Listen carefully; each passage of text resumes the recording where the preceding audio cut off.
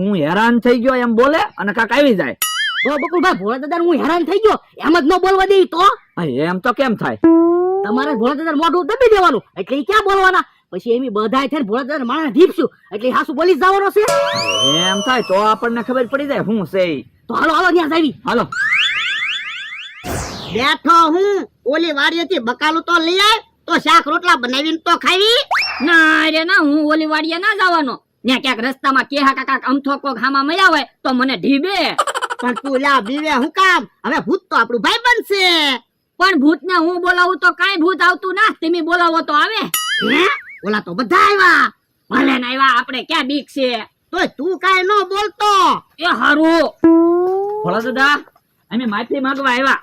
પણ હું ક્યાં તમને માફી માંગવાનું કહું? આ માફી તો માંગવી જ પડે ને. હું રોજ તમને છેતરી જાઉં.